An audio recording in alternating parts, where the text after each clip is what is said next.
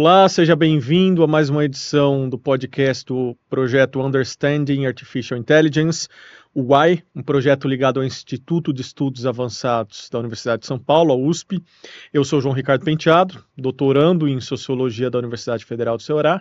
Ao meu lado está Matheus Amorim, que é mestrando em Sociologia aqui na USP. E nós gravamos esse podcast diretamente do estúdio para podcasts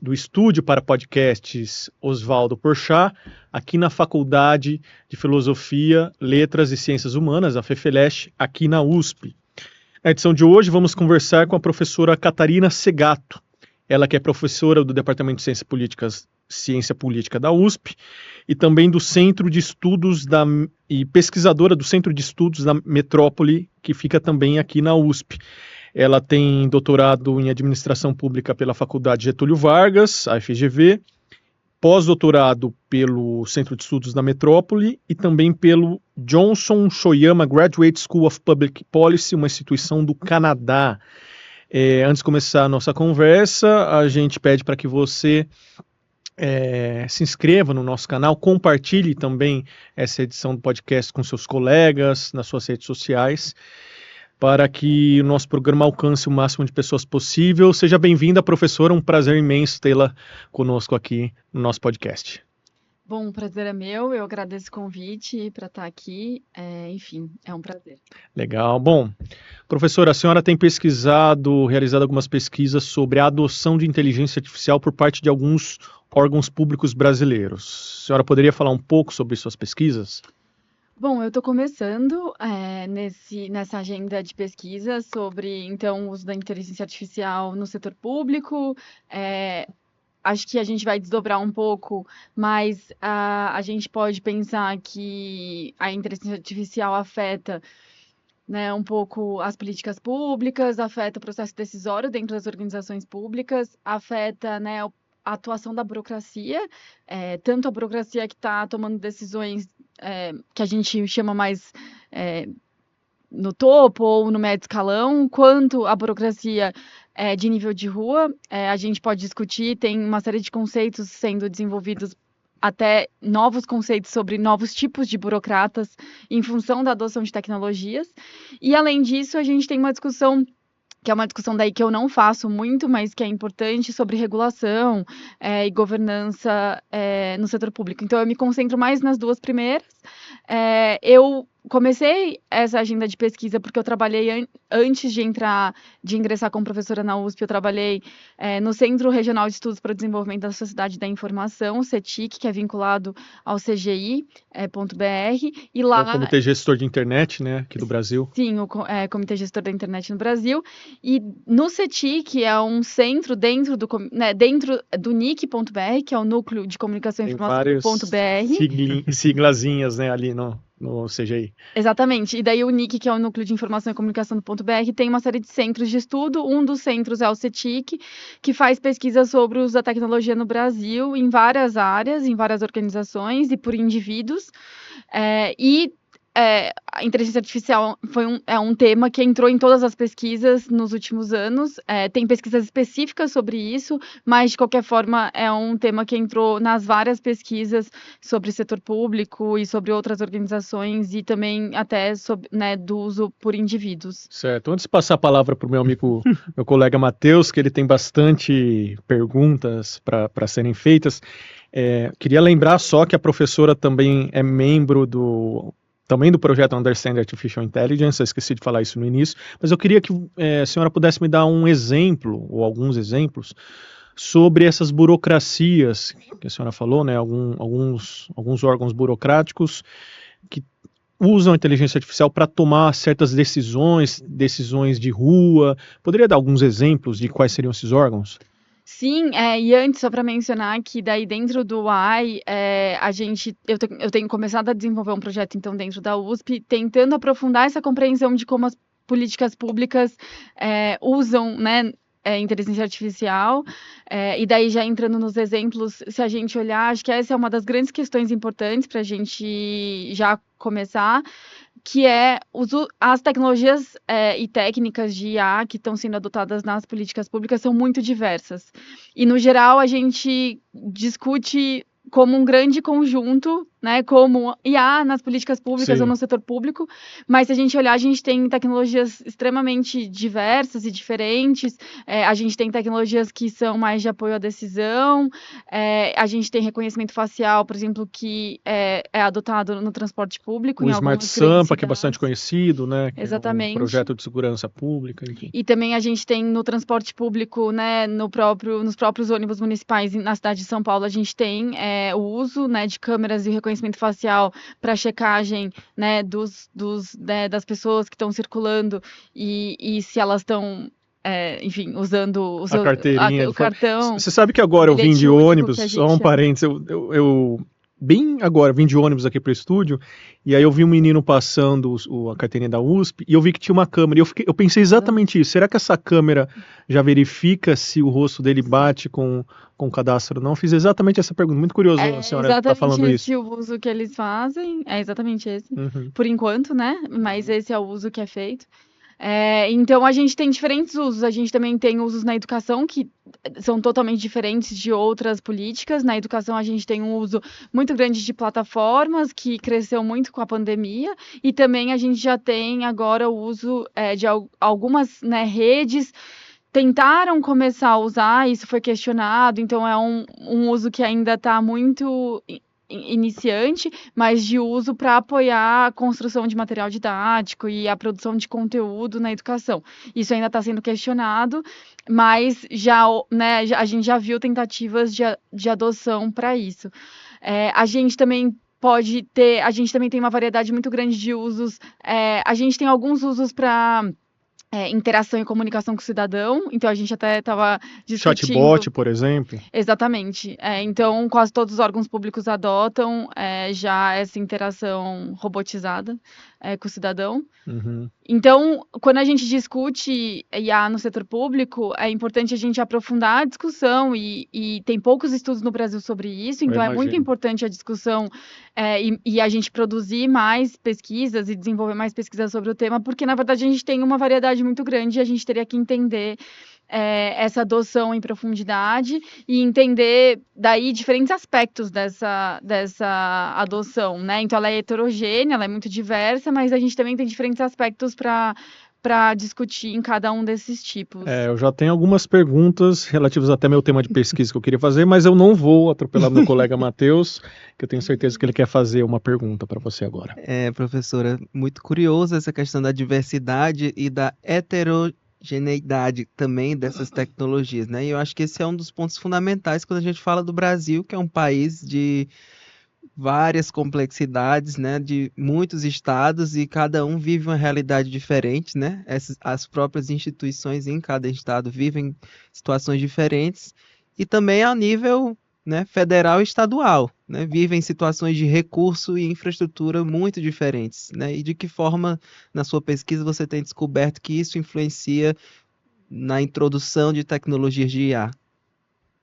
Sim, isso é muito importante. Eu até vou dar um passo para trás de adicionar o fato de que a gente tem um país que é extremamente desigual e essa desigualdade ela afeta os indivíduos e como eles acessam as tecnologias. Se a gente olhar para os dados de acesso à internet, eles são altos. Ainda tem um conjunto expressivo de pessoas que não acessam a internet no Brasil. Mas a gente tem, né, uma proporção bem alta de brasileiros que acessam a internet. Mas daí, quando a gente vai olhar qual é o tipo de acesso, a gente começa a entrar na discussão sobre desigualdade. Então, a gente já tem. Isso é importante mencionar quando a gente está discutindo políticas públicas, porque a gente exige em muitas políticas que as pessoas usem as tecnologias e algumas delas estão sendo intermediadas por exemplo, reconhecimento facial, se a gente pensar no gov.br. Então, para acessar alguns benefícios, eu preciso ter um cadastro no gov.br e eu preciso fazer o reconhecimento facial. Mas o tipo de acesso que as pessoas têm é muito variado. Então, a gente, quando discute isso, né, tem um conceito de conectividade significativa que pensa para o tipo de dispositivo, para o tipo de conexão, pacote de dados, enfim. Então, a gente tem uma série de habilidades digitais das pessoas, então a gente tem uma série de aspectos que são importantes da gente considerar quando a gente está olhando para o Brasil inteiro. E essas desigualdades vão ser muito variadas. Se a gente olhar para uma cidade grande, como São Paulo, a gente tem desigualdades territoriais, que às vezes são desigualdades mais relacionadas a algumas áreas vão ter um acesso que não é tão, que é mais instável, ou pacote de dados que as pessoas mais vulneráveis vão ter né, assim, um acesso a equipamentos, a dispositivos com menor capacidade e com pacote de dados menor. Mas se a gente olhar daí para o Brasil inteiro, a gente tem regiões rurais e de áreas mais remotas em que as pessoas têm ou não têm acesso, ou têm um acesso extremamente instável, né, por torre ou satélite. Então a gente não vai ser, né, a gente não vai ter fibra ótica em todos os lugares.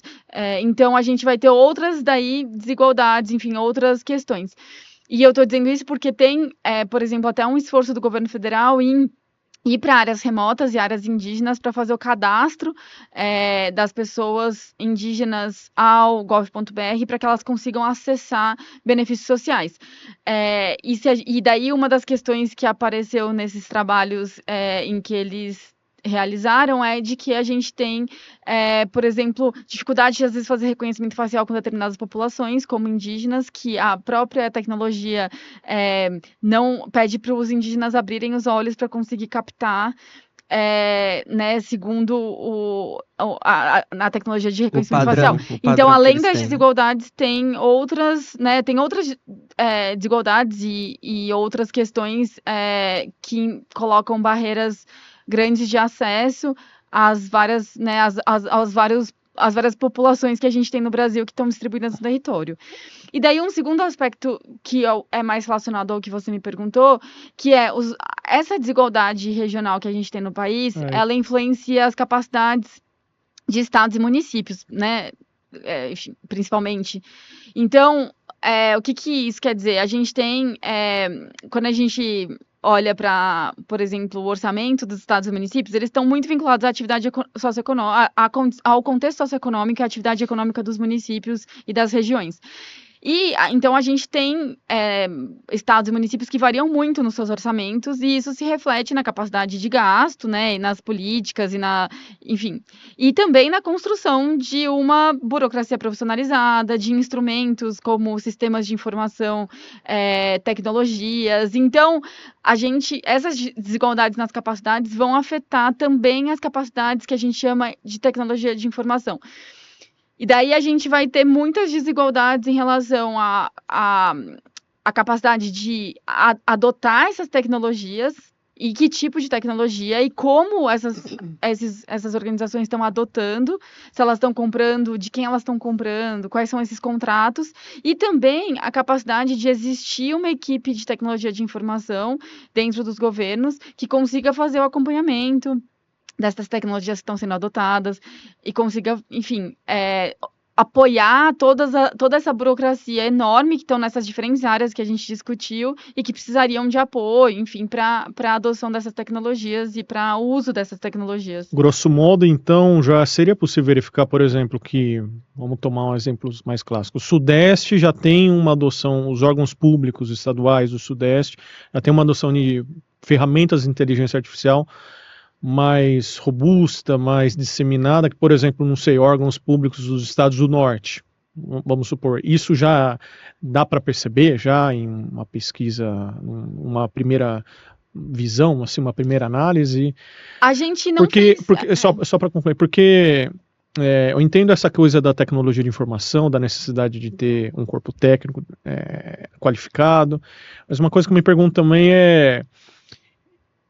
que eventualmente essas soluções, essas aplicações, por exemplo, inteligência artificial, e aí é uma dúvida mesmo, talvez elas não sejam tão complicadas de se adotar, de se adquirir, não sejam tão caras de se adquirir, e aí a gente entra numa discussão também de quais são as empresas que estão fornecendo, enfim, ou não, se são caras, e aí sim a desigualdade econômica, regional econômica, ela se torna um fator decisivo. O que a senhora poderia me dizer sobre isso? A gente não fez um recorte regional Uhum. nos estudos que a gente fez e nas pesquisas do CETIC isso também não é feito. A gente tem mais uma análise que a gente consegue comparar órgãos municipais, estaduais e governo federal e pensando também entre os poderes.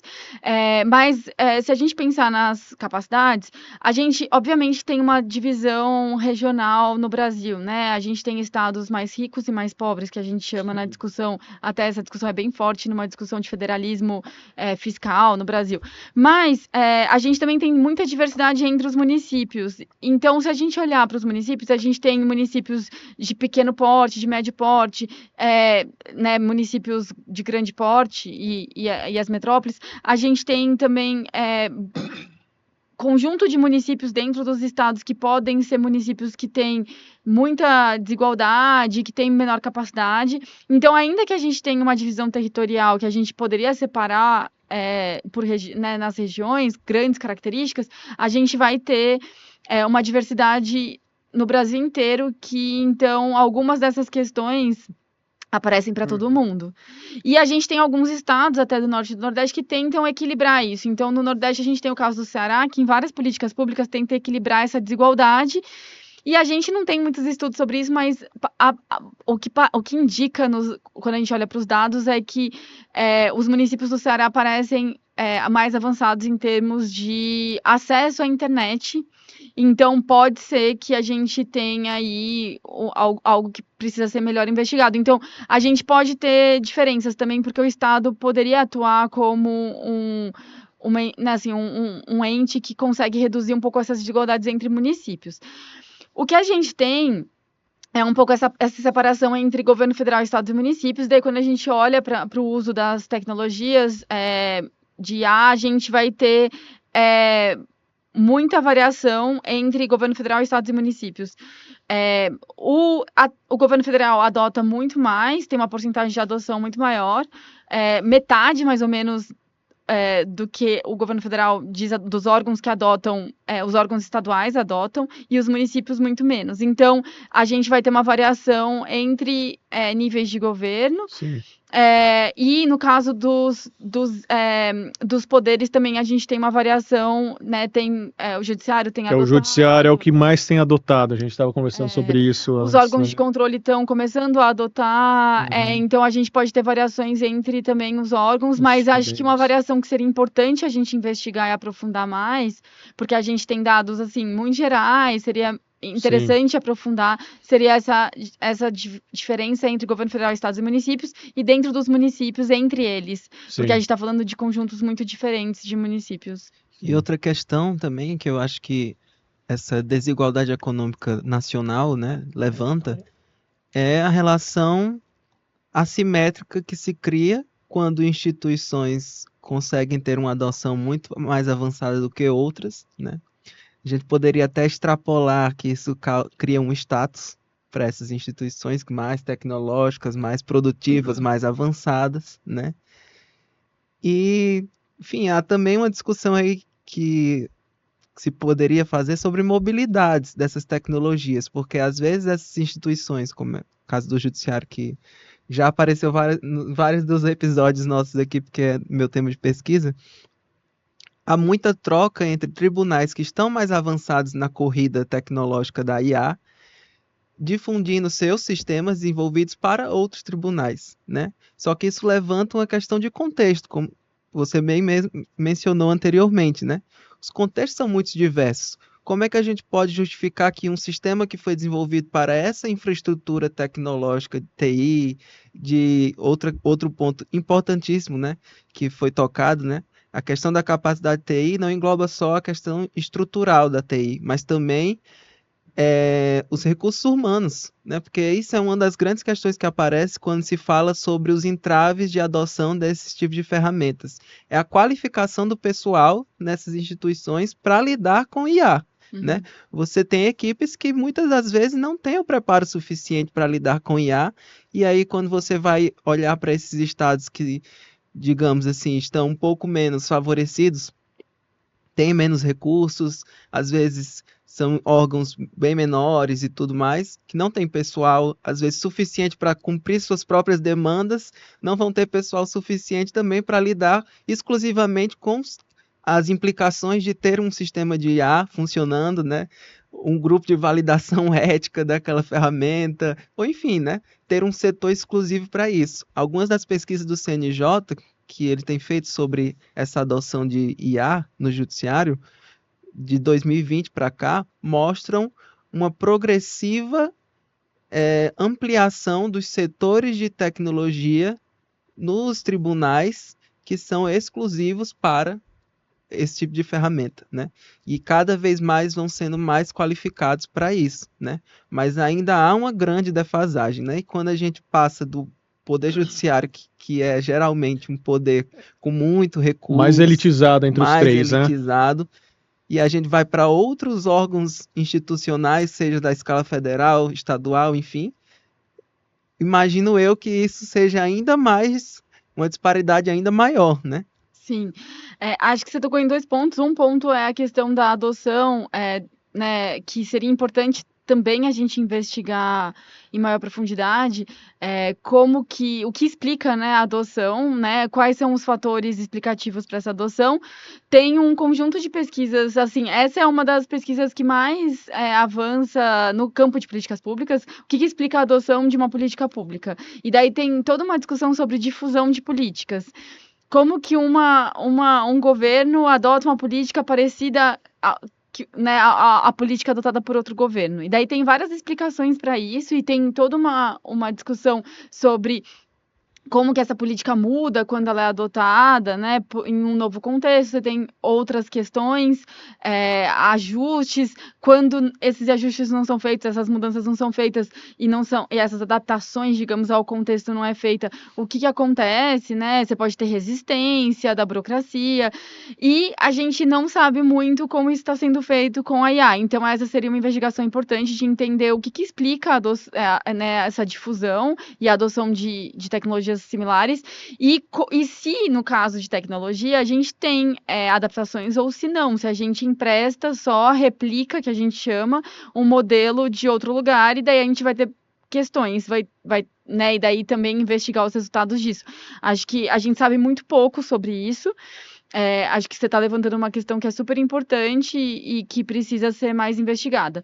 Uma outra questão que você levantou, que é importante, que até na pesquisa de TIC Governo Eletrônico 2021, e tem uma mais recente, mas a gente fez a análise da pesquisa de 2021 num artigo recente que a gente publicou na Revista de Administração Pública, que é os fatores para não adoção. Então, é falta de pessoal qualificado para usar as tecnologias de IA, tem falta de necessidade ou interesse, que eu acho que é curioso, porque muitas vezes eu acho que a falta de necessidade e interesse pode ser uma resposta até por ignorar as possibilidades Não de uso conhecimento, né, também. das estudo. diferentes tecnologias. Talvez uma espécie de um conservadorismo também, assim, de querer manter um certo receio do novo, de mudar as coisas, a forma como é feito o trabalho. Pode ser Sei. também, pode ser, porque envolve mudanças, né, grandes, enfim, e daí a gente tem altos custos ou incompatibilidade com equipamentos, software ou sistemas existentes nas organizações, que também são questões que envolvem capacidade financeira, capacidade da burocracia. Todas essas questões, de alguma forma, envolvem essa capacidade que a gente está discutindo. Quando eu trabalhei no CETIC, eu participei de uma pesquisa que analisou a conectividade em pequenos municípios.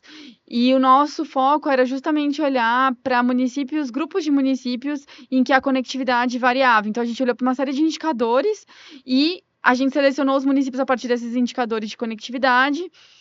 E a gente foi fazer várias entrevistas. E uma das entrevistas que a gente fazia era com os gestores de TI nos municípios. E esses gestores de TI relatavam para a gente olhou para pequenos municípios, então menos de 20 mil habitantes, e eles relatavam as mais variadas situações. O fato é que são pouquíssimos gestores, servidores, na verdade, né? Eles são responsáveis por uma área, mas muitas vezes eles são eles mesmos, ou a gente tem uma equipe de duas, três pessoas. Eles fazem de tudo, até teve uma vez, uma das entrevistas falou assim, olha, eu faço de tudo, até trocar chuveiro eu troco, mas eles uma fazem... tecnologia aí, né? mas eles fazem de tudo. O que eu quero dizer eles são pessoas que indicam quais são os equipamentos para serem comprados pelo setor de compras.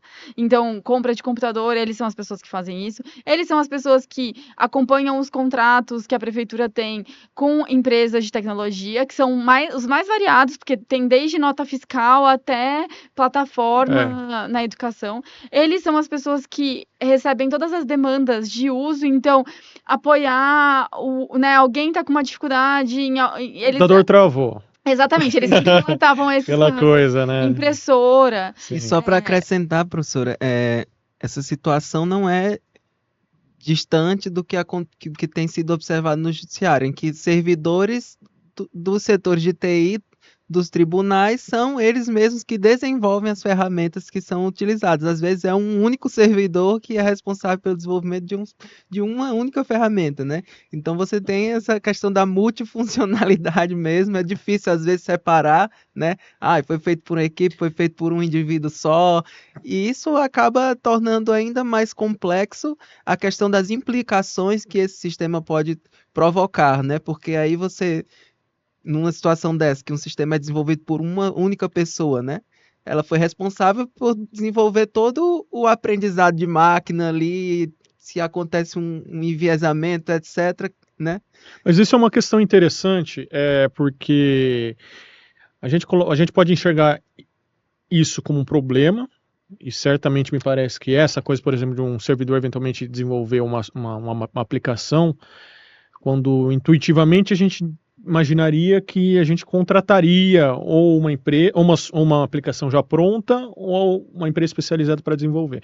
Mas eu tenho um conhecido no Tribunal de Contas do Estado que ele também desenvolveu uma aplicação, ele tem um domínio em Python, desenvolveu uma aplicação que remonta a uma inteligência artificial para realizar parte do trabalho de fiscalização. O que eu estou pensando com isso? Eu estou pensando que talvez esse aspecto multitarefas, eu acho que foi até o termo que você usou, talvez seja uma qualificação, uma característica, sobretudo agora nessa era de inteligência artificial, que a gente vai desejar que os servidores públicos tenham, uma vez que você tem essa condição, esse aspecto de que quando você está na linha de frente, você está no front, muitas vezes você consegue ver e pensar o desenvolvimento de uma aplicação de uma forma que nenhuma outra pessoa consegue, né? Então, o que eventualmente poderia soar como um desvio de função, talvez seja uma prática que possa ganhar mais popularidade,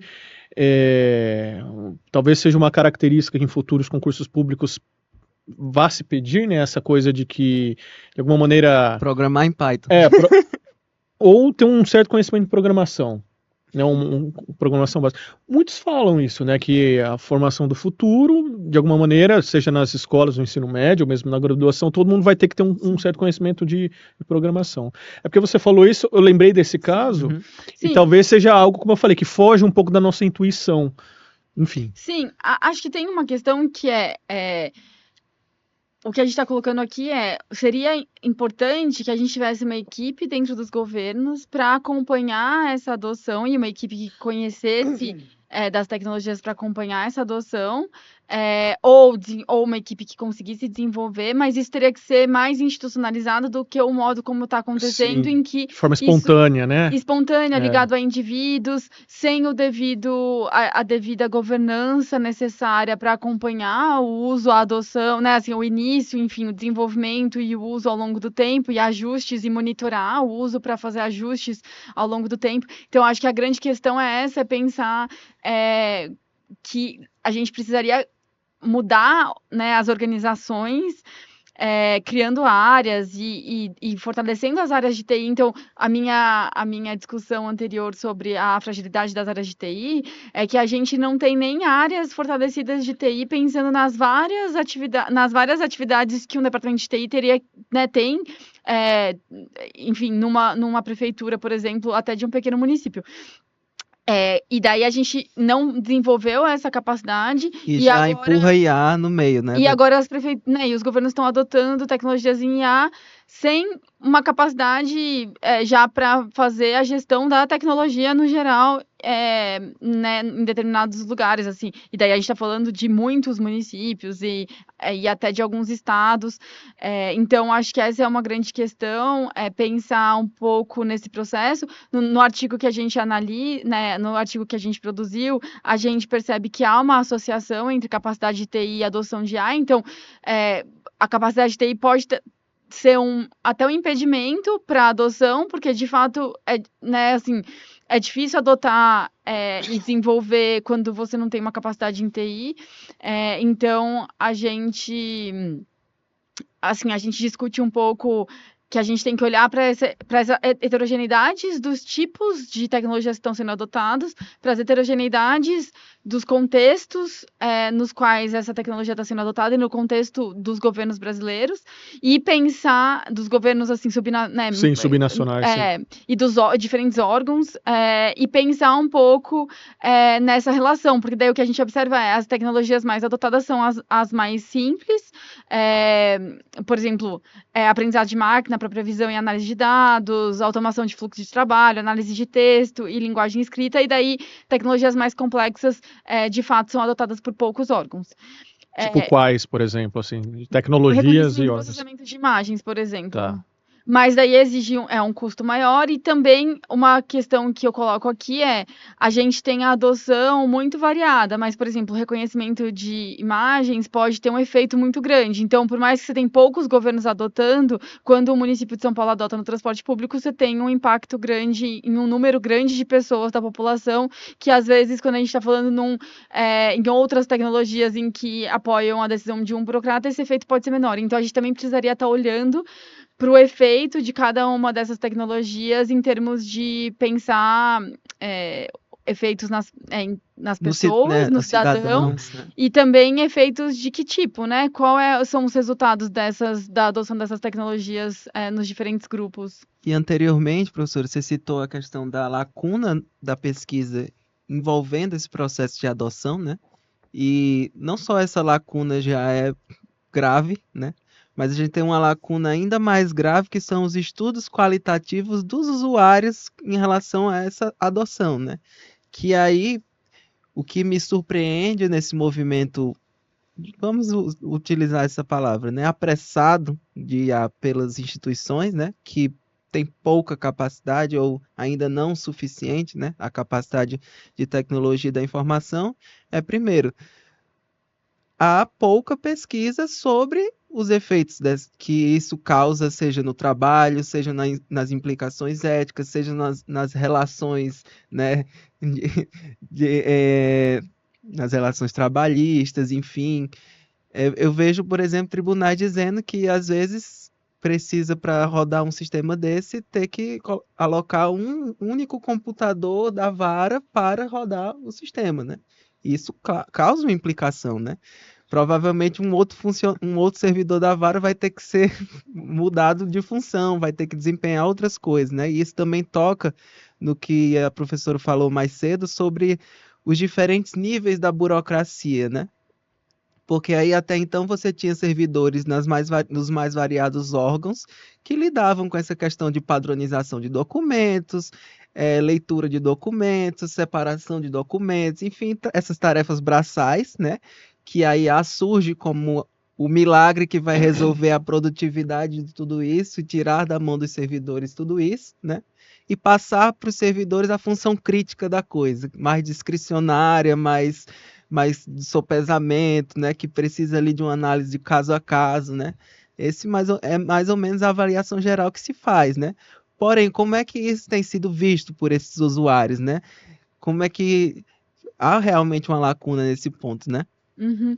Sim, tem um primeiro ponto que você mencionou e que eu tinha falado um pouco das desigualdades digitais no Brasil, porque muitos desses usos vão exigir que o cidadão acesse um serviço digital. E a gente já tem várias barreiras nisso. Então, por exemplo, a gente tem vários serviços no estado de São Paulo que são digitalizados. Então, você como cidadão vai lá e faz o upload dos seus documentos, por exemplo, para acessar um serviço. Mas, muitas vezes, esses documentos, o tamanho dos documentos que você tem que fazer o upload é específico, você tem que conseguir digitalizar. Então, você tem uma série de barreiras, porque são atividades que vão se complexificando. Não, né? Você tem aplicativos para agendar consulta, mas você também tem isso, assim, ter que digitalizar documentos para conseguir fazer o upload e dentro de um determinado tamanho e conseguir acessar. E às vezes tem uma câmera boa no celular, porque tem aquela coisa do reconhecimento facial e você vê celulares aí com câmeras ruins, né, mais baratos, é um obstáculo. Exatamente, claro. E a própria capacidade do dispositivo de armazenamento. Exatamente. Então você tem uma série de que vão surgindo muitas vezes de forma inesperada, né? Exatamente. Mas, então, acho que tem essa questão que já é um impeditivo para a gente pensar, né, um pouco nesse cenário que você coloca, que seria o cenário que é vendido como um cenário de, olha, vamos usar porque os nossos problemas estarão resolvidos, mas pode ser que a gente esteja excluindo uma parcela da população que já não vai conseguir alimentar, né, de alguma forma interagir com esse serviço. A gente tem uma outra discussão, que é uma discussão, tem algumas discussões, assim, que eu acho que são relevantes. Tem uma discussão que é sobre a discussão da burocracia. Tem vários países que a gente já tem estudos sobre isso, porque a gente tem já uso para substituir a decisão de alguns burocratas. E daí segue um pouco o modelo que você falou, de que casos simples são decididos pela IA e casos complexos vão para os burocratas. Poderia dar exemplos dessas decisões, assim, só para a gente ficar claro para os espectadores? Teve um caso que é bem para além do judiciário, né, que a gente fica mais... Teve um caso que é bem estudado, que é um caso da Holanda, em que houve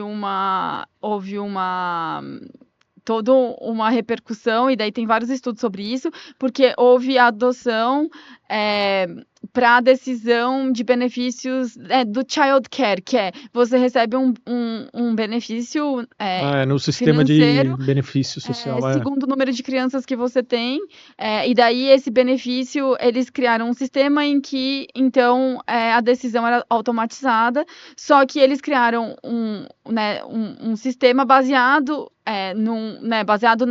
nos dados que eles tinham, que eram dados enviesados, porque eram dados tomados por burocratas de nível de rua, e a gente tem várias pesquisas que vão mostrar que os burocratas de nível de rua...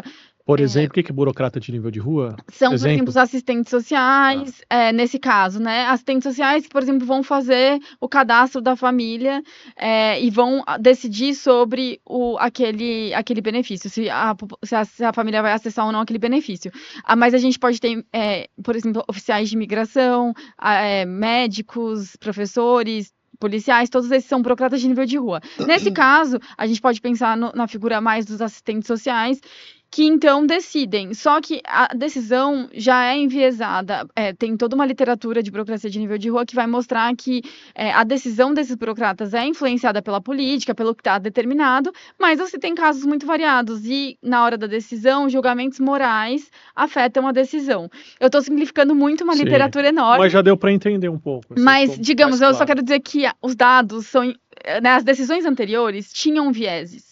E daí, quando você usa essas decisões anteriores para criar uma decisão automatizada, você teve, então, um reforço você teve um reforço de viés e era um sistema que se retroalimentava. Então, esse reforço do viés foi foi reforçando mais e mais ao longo do tempo. Até que chegou um ponto de que todas as famílias, assim, eu tô falando todas, mas estou simplificando, mas muitas famílias que tinham algum sobrenome de imigrantes tinham seus benefícios negados e algumas foram acusadas de fraude e foram acusadas e tinham que devolver os benefícios. Isso gerou toda uma repercussão. Porque o algoritmo interpretou de forma completamente com base nos dados enviesados. Interessante. Isso. Então, tem vários estudos sobre esse caso. Foi um caso que foi bem conhecido, porque daí toda a equipe que estava no ministério caiu. Mas é um exemplo de como a gente pode substituir a decisão e a gente pode ter problemas, porque daí a grande questão quando eu já categorizo casos fáceis e difíceis, também eu gero um problema, porque eu estou separando qual é o cidadão que é fácil e qual é o cidadão que é difícil. Esse processo de categorização, ele já é uma construção, ele já é influenciado por julgamentos morais. Então, a própria decisão automatizada dos casos ou a separação de casos fáceis e difíceis envolvem decisões que são influenciadas por julgamentos morais, influenciadas por decisões, às vezes, políticas, construções sociais de grupos. Então, acho que primeiro é importante a gente pensar e problematizar isso que geralmente nem é problematizado. É colocado como, olha, casos fáceis vão ser decididos pela AI, casos difíceis, mas essa já é uma problematização que a gente poderia fazer. Eu acho interessante porque, assim, eu acho que é uma questão que eu acho interessante a gente pensar sobre isso, porque no limite, justamente para afastar um pouco essa noção de uma certa neutralidade na construção dos dados ou na categorização. Como se fosse possível chegar, escolher categorias ou um esquema de pontuação que seja completamente neutro e consensual entre todos. Isso às vezes a gente pode ter essa impressão, mas eu acho importante a gente ter essa noção. Por outro lado, é importante também que os julgamentos morais eles sempre vão existir, e não necessariamente eles são um problema, eles podem ser um problema, mas faz parte da condição humana, né? Quando a gente vai estabelecer dados ou criar estatística, ou enfim, qualquer coisa relativa à política pública, isso sempre vai estar presente, os julgamentos morais. Então, porque às vezes a gente também coloca, quando a gente problematiza, parece que, tem julgamento moral aí, então é um problema. Não necessariamente, é uma premissa, faz parte, uma condição humana, quando a gente vai pensar política pública. E só colocar uma questão antes que eu esqueça, pode fazer o comentário, depois eu coloco, que é uma questão que eu vou colocar que a gente fez no nosso último podcast. Mas é que eu acho que é perfeito isso que você falou. Primeiro, acho que o primeiro ponto desse debate, que já é um ponto que é debatido em outras áreas de políticas públicas ou de tecnologia, é a não neutralidade dos dados, e também, no caso de políticas públicas, quando a gente usa dados e evidências, parece que a gente está fazendo uma decisão que é super racional, porque o dado e a evidência estão ali dizendo, e na verdade são escolhas, e essas escolhas podem ser afetadas por muitos fatores. No caso da burocracia de nível de rua, a literatura fala muito de julgamentos morais, mas a gente pode pensar em outros níveis da burocracia que outras coisas vão afetar. E até na própria burocracia de nível de rua tem fatores organizacionais, tem constrangimentos, enfim, tem muitos fatores que podem afetar o uso, né? Então, os dados não são neutros. Uma outra questão, isso que você falou sobre julgamento moral é totalmente correto. A literatura mostra que, em alguns casos, isso o burocrata pode ter empatia, pode decidir a favor do cidadão e não contra, mas a gente tem uma literatura grande que mostra uma preocupação de que esses julgamentos morais podem reforçar desigualdades, porque a gente pode ter já uma disposição a decidir baseados em alguns estereótipos sociais. Então, por exemplo, o pobre, ou o bom aluno e o mau aluno. Então, a gente tem algumas tendências a decidir a partir dessas categorias. Mas, claro que nem sempre são essas categorias. Em alguns casos, isso, de fato, tem um resultado que seria o maior acesso. E aí entra a questão que eu ia falar, que foi uma problematização que a gente fez na conversa com o professor, eu esqueci o nome dele. O Matheus também esqueceu. E o perdões, professor, se você estiver assistindo.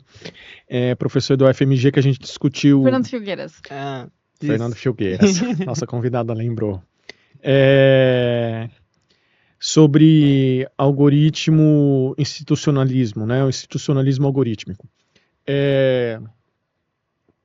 Que eu tenho uma visão, me parece que é bastante minoritária, em relação ao uso de algoritmos para tomada de decisão, ou para auxílio na tomada de decisão. No caso, a gente estava discutindo para o uso no judiciário, mas a gente pode estender isso para tomadores de decisão relativos à política pública, que muitas vezes tem até um peso, uma influência, uma importância tão grande quanto o judiciário. Que eu tenho a posição, porque qual que é a reação natural das pessoas, né? Quando, por exemplo, vou colocar um algoritmo para decidir se a pessoa vai ter liberdade condicional ou não. É de não. Porque o algoritmo, ele ele pode incorrer em algum tipo de viés, de discriminação contra os grupos mais desfavorecidos, enfim. Mas eu tenho uma visão de que eu acho que um algoritmo, um sistema computacional, ele é mais auditável que um ser humano, né? Porque mal ou bem, ainda que a gente tenha esse problema da caixa preta, que envolve os algoritmos de aprendizado de máquina, os modelos algorítmicos, né?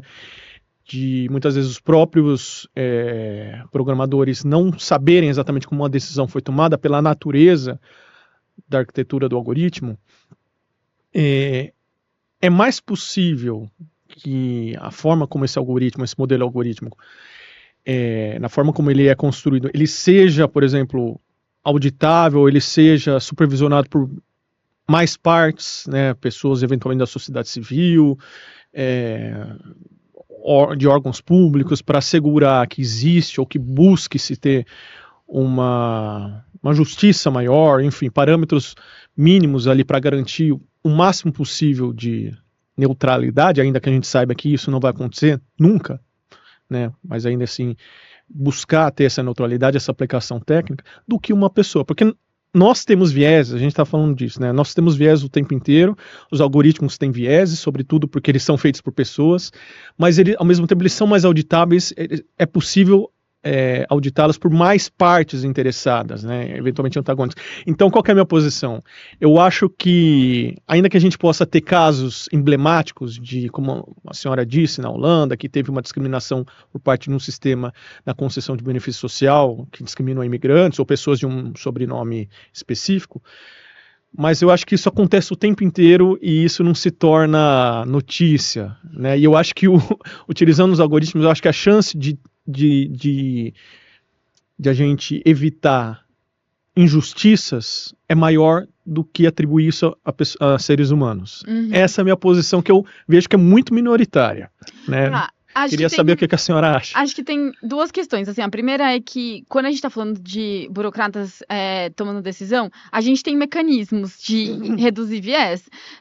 Ou esse, né, eu estou chamando de viés, que é o que a gente usa para discutir dentro da discussão de inteligência artificial, mas pensando nesses julgamentos morais, a gente tem constrangimentos institucionais, você tem definições da política, tem formação, tem a construção de uma identidade profissional. Então, tem várias formas, outros fatores que afetam a decisão da burocracia que podem ser fortalecidos tentando reduzir esse julgamento moral. Então, há formas, né? Não é também uma discussão determinista de que todo mundo vai decidir por esses julgamentos morais, então há formas, né? Mesmo quando a gente olha para os assistentes sociais, a identidade profissional é super importante, os objetivos da política. Mas eu concordo com você que a IA pode ser um instrumento importante para até a gente ter decisões que sejam menos enviesadas, mas daí a gente volta para o ponto que a gente estava discutindo. Para isso, a gente precisa ter capacidade de adotar, desenvolver, monitorar, e você falou a palavra certa, auditar. Então, assim, potencialmente a gente pode fazer isso, mas isso está sendo feito na adoção da IA no Brasil? Essa é a questão. Não em todos os órgãos, em todos os níveis de governo. Daí, essa é a grande questão que se coloca.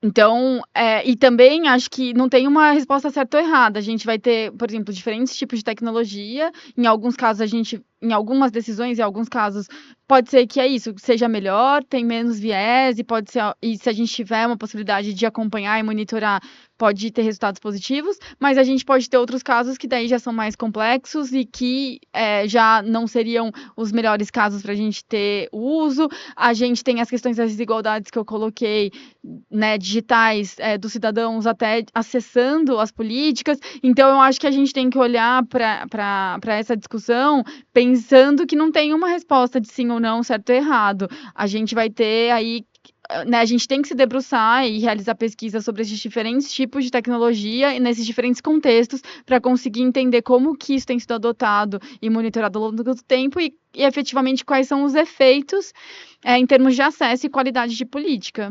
Porque no fim das contas, o teste está sendo feito agora, né? Então, por exemplo, esse problema que foi verificado na Holanda já é um sinal de que tem um problema grave que pode acontecer. Então, as coisas estão se ajustando enquanto a gente conversa, enfim, as aplicações estão sendo adotadas e aí o sistema está se regulando, né? E um dos problemas também, assim, que aparecem quando,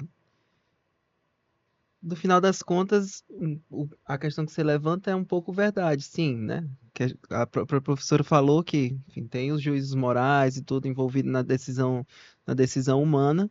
Porém, quando você deposita muita confiança de que o sistema pode ser auditado, o sistema pode ser supervisionado, entre parênteses, está sendo auditado, está sendo supervisionado, fica a questão, né? Mas quando você fica se baseando nessa crença, o que algumas pesquisas têm demonstrado, por exemplo, eu não vou saber os detalhes agora, mas se não me engano, tem uma pesquisa que analisou questões envolvendo crédito com bancos, Sim. né? E os sistemas bancários que utilizavam ferramentas de IA para avaliar o perfil de crédito do indivíduo e recusavam, quando esses cidadãos entravam com uma ação, né, pedindo a reconsideração, a reanálise, etc., os juízes diziam que o ônus da prova não era do banco de provar que seu sistema estava errado, e sim do cidadão de mostrar que o sistema errou, né? Porque acreditavam que o sistema de IA era supervisionável e auditável o suficiente para que não fosse questionado, né?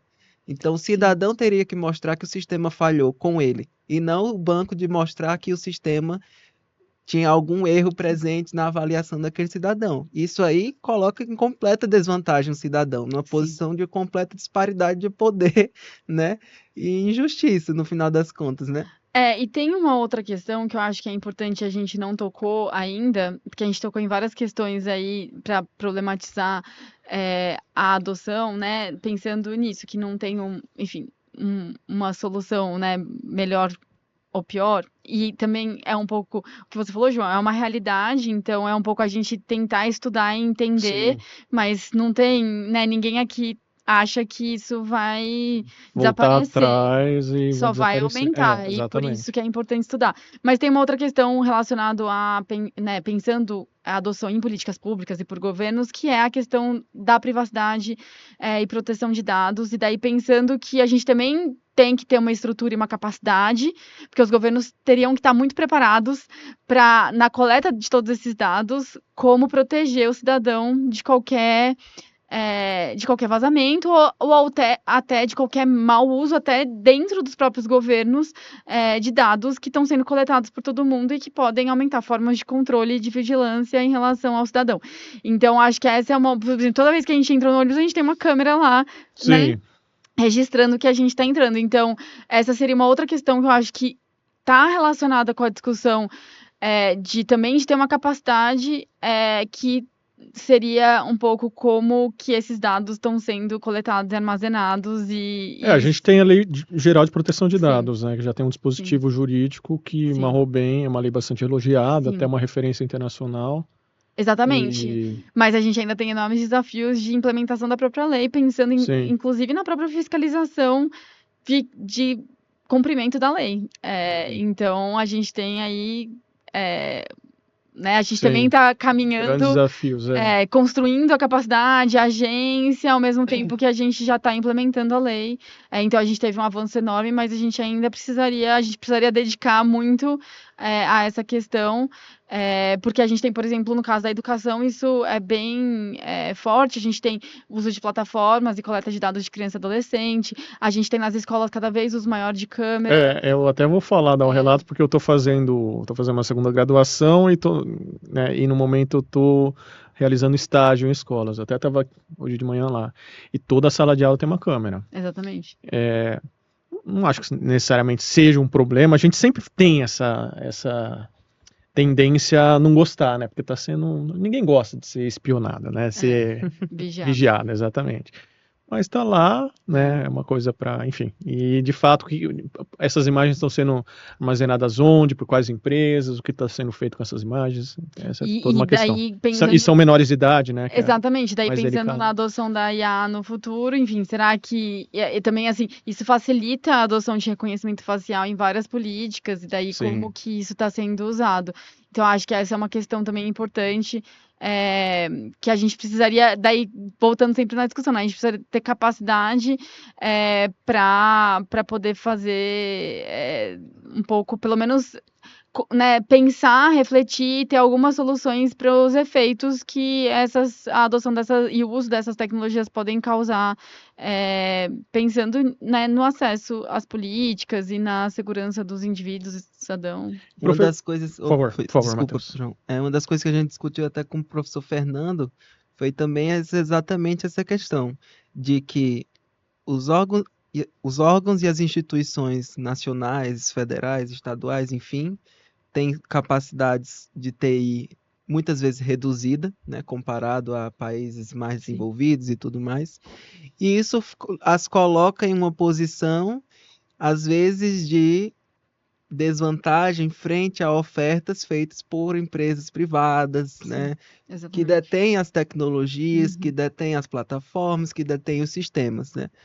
Que a gente vê, né, no geral, fora algumas iniciativas mais autônomas, como a gente discutiu aqui, que são feitas internamente, às vezes tem um esforço de fazer com a base de dados interna do órgão e tudo mais, mas alguns, né, escolhem a outra rota, que é fazer através das parcerias público-privadas, utilizar-se de sistemas da Microsoft, da OpenAI e afins, né?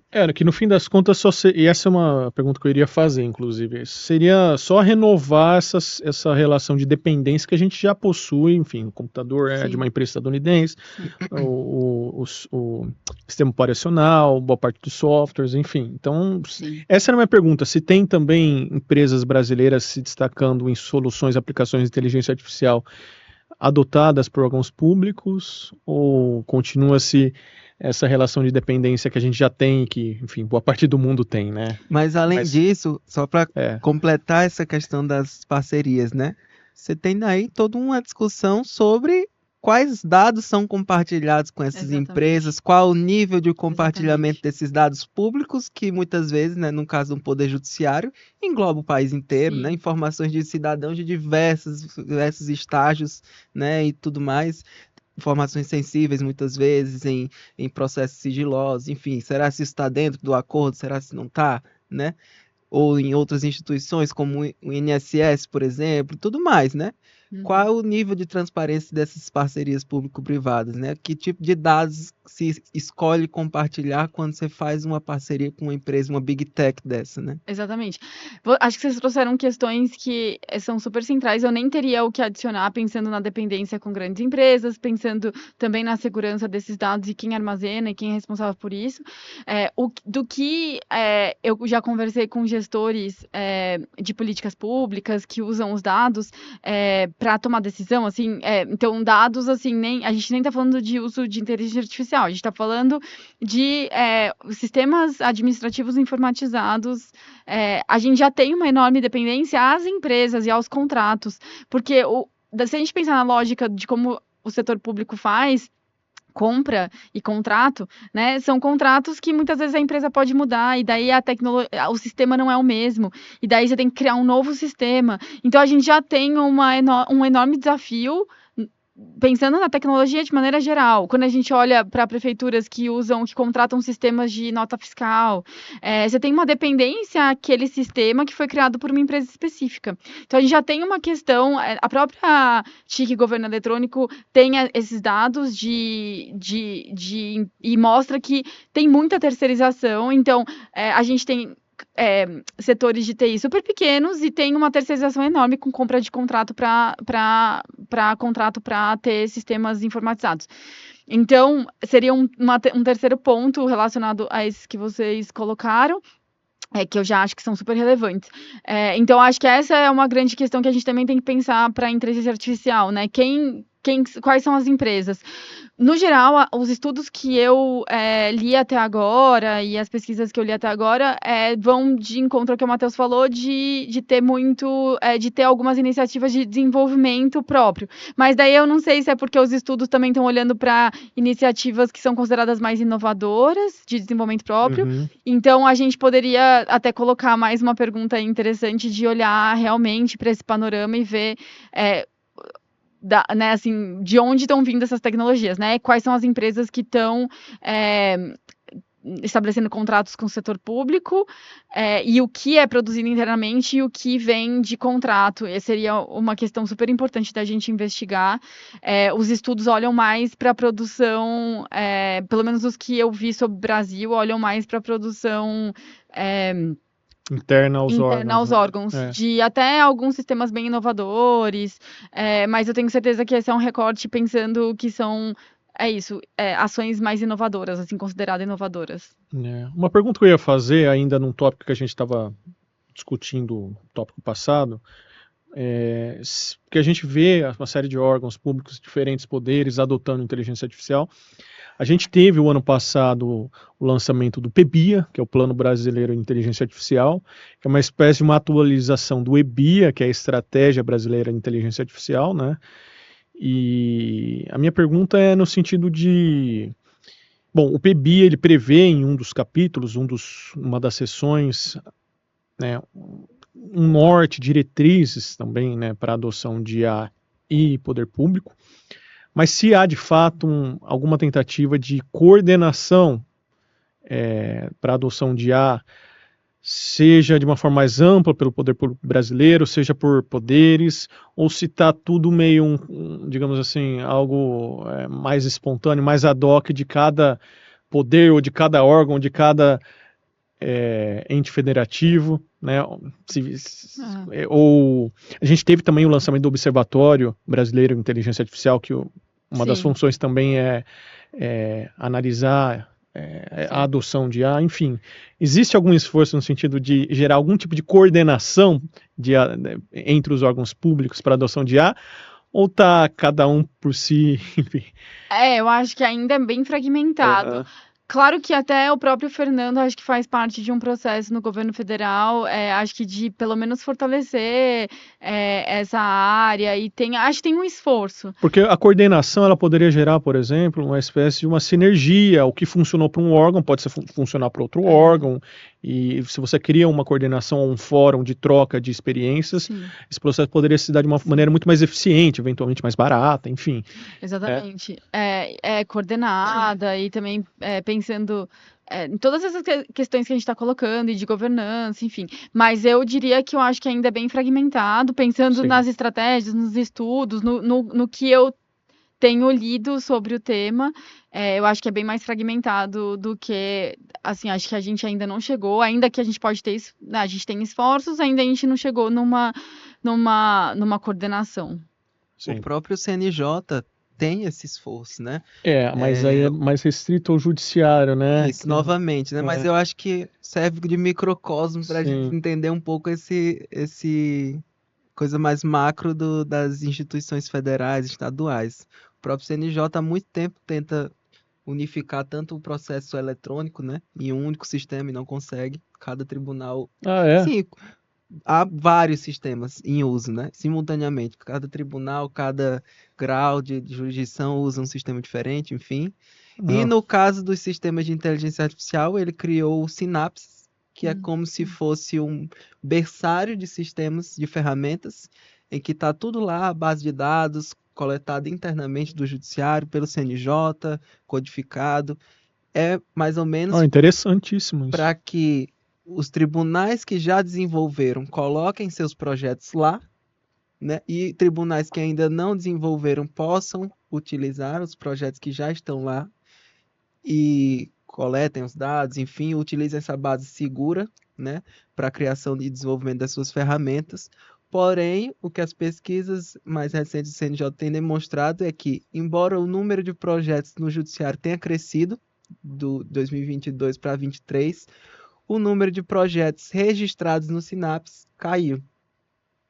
Então você vê aí uma leve tendência de que os tribunais não querem um pouco assim registrar seus projetos, colocar seus projetos nessa plataforma unificada. Quer manter para si próprio? Mas você acha que quer manter para si próprio ou porque não estão desenvolvendo novas ferramentas de inteligência artificial? Não sei, acho que essa questão não foi feita, eu acho. Vale a pena investigar na sua pesquisa aí. Legal, bom, estamos chegando aí, acho que a gente já passou do nosso horário.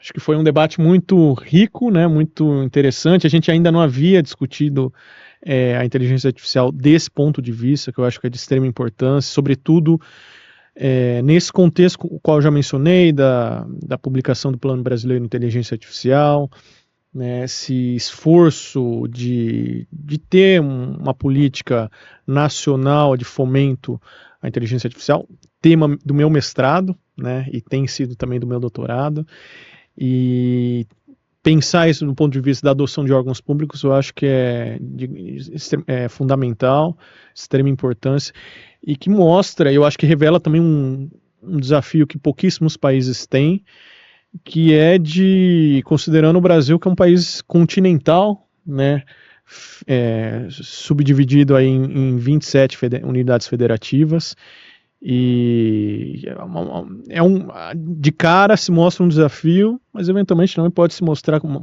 uma vantagem, como a gente falou, né, a possibilidade de promover um tipo de coordenação de sinergia entre as iniciativas aí no país, também uma maneira de lidar com a desigualdade nesse sentido, né, desigualdade regional sobretudo. Enfim, eu acho um tema bastante interessante, né, para nosso primeiro contato aí com esse tema. O Matheus já pesquisa isso de alguma maneira, né, pesquisa judiciário, mas da minha parte eu achei bastante interessante. Professora, não sei se Matheus antes gostaria de fazer alguma outra pergunta. Só mesmo agradecer a presença, acho que foi um debate riquíssimo, né, e tocamos em questões muito complexas que acredito que o público vai, né, ter muita curiosidade aí para pensar sobre essas questões que foram levantadas hoje. E como a própria professora falou, ainda é um universo que demanda muita pesquisa, né? Sim, não, eu agradeço o espaço. Eu estou começando, né, a fazer pesquisa sobre esse tema. Acho que a gente tem poucas pesquisas do que a gente está mapeando, então acho que é um tema assim muito importante das pessoas que estão estudando políticas públicas e tecnologia começarem a olhar especificamente para a adoção, o uso das tecnologias de IA. E também eu acho que, como você disse, como as tecnologias estão sendo adotadas, a gente tem um esforço e um desafio de também aumentar a pesquisa e as contribuições ao mesmo tempo em que isso está mudando. A gente vai ter novas mudando rapidamente, tecnologias. esse é um desafio grande para quem faz Exatamente. pesquisa, né? Sobre tecnologia. Você tem novas tecnologias sendo adotadas, e daí como que a gente vai dando conta de todas as questões que são trazidas por essa adoção. Pois é. Mas é isso, então. Fiquei bastante contente, professora, com a nossa conversa. Esperamos que possamos conversar sobre esse tema num futuro para tratar de outras questões, eventualmente, sobre esse tema da adoção da inteligência artificial por órgãos públicos brasileiros. Bom, então é isso, né, Matheus? Concluímos aí mais uma edição do podcast do projeto Understanding Artificial Intelligence, UAI, projeto ligado ao Instituto de Estudos Avançados da USP. Caso você tenha gostado dessa edição, e eu imagino que sim, não deixe de seguir o nosso canal no YouTube, de compartilhar também essa edição junto com colegas, nas suas redes sociais, para que o nosso conteúdo, nosso esforço de divulgação científica seja maximizado. Então, eu agradeço pela sua atenção, agradeço, professor, uma vez mais, agradeço, Matheus, pela presença, e até a próxima edição.